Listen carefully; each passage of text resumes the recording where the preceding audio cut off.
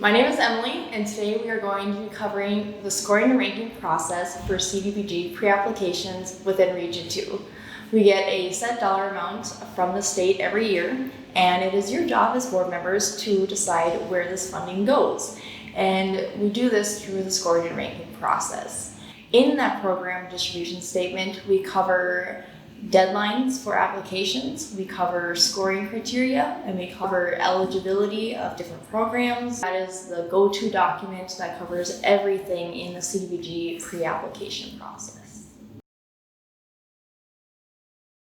So one eligible activity is public facilities, and things that would fall under this particular category would be street improvements, it would be water projects and sewer projects. And the benefit of these particular activities and why these type of projects tend to score the highest is because they benefit the community as a whole. So it's more encompassing than a area specific project.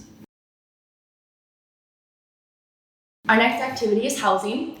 And with this, we can renovate low-income housing. So in order to meet that low-income requirement, it must be a minimum of 51% of the units in the complex must be allocated for low-income individuals. Things that qualify under this would be roof replacement. We can replace windows, and we can do siding, or we can do sidewalks to help with handicapped individuals having access into the building. Our next activity is architectural barriers. So with this, it's technically the removal of architectural barriers. And in order to meet this requirement, we would have to be adding handicapped accessibility into a building. And this can be used for really any buildings in a city or a county. And it can be allowing people to get into the local library where there's maybe not doors that open automatically. We can be adding an elevator so that individuals can get to a food pantry that's on a basement level where there's only stairs. So these are some examples of architectural barrier removal. Another activity that we can fund is planning. So this one is a little bit more broad. But typically what would fall under this is a comprehensive land use plan or an overall comprehensive plan for a city so that they have enforcement of their planning and zoning regulations.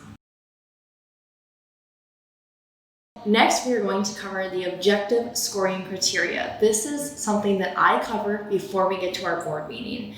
And this is based on 4 main criteria in the PDS.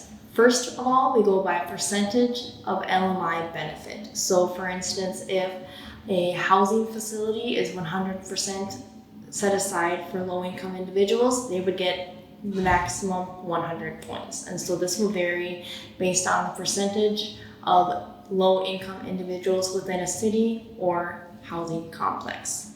The next thing would be total population to benefit.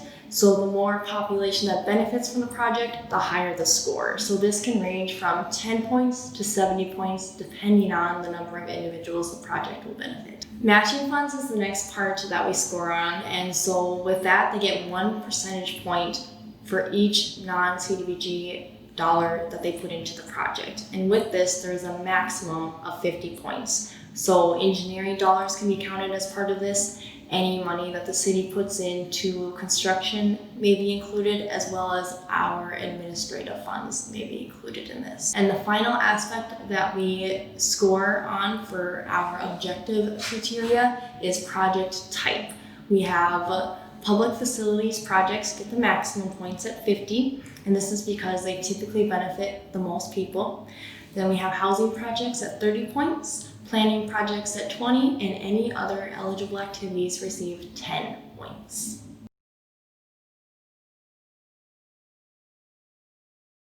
And this is the part that you as board members have control over. So there are 4 categories that you guys will submit your scores on.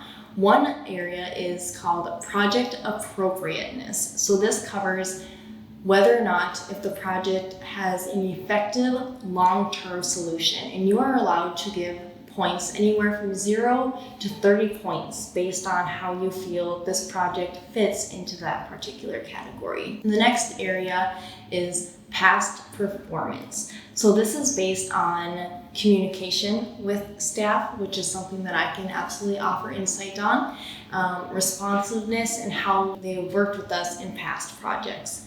This category, they have 10 points that you can score from 0 to 10 for this section. Next is commitment to project. So with this, we're looking at likeliness of completion. We are looking at how much matching dollars they have as part of the project, and do we really think that they're going to be able to complete the project? Do they have enough stake in the game to care about getting the project complete, and that they're not fully relying on CDBG dollars? You have 20 points that you can allocate on this particular category. And lastly is readiness, community and regional benefit, public health and safety benefit.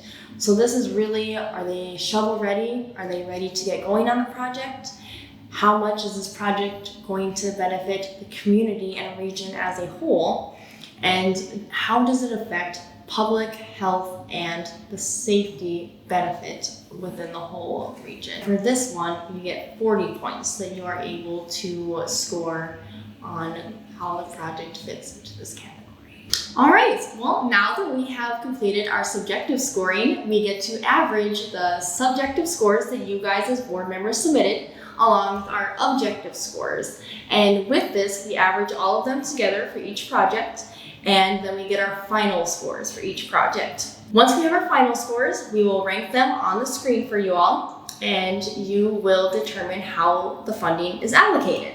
A requirement is that we have the highest scoring project gets priority in funding, and as the scores go down, the priority goes down for those projects. So you can either fully fund the top project and go until we run out of money, or you can fund all of the projects with the highest scoring getting the most funding and working your way down. It's really up to you, however you would like to fund the projects and allocate it. So I thank you for watching, and I hope you enjoyed the excitement of CDBG like I do.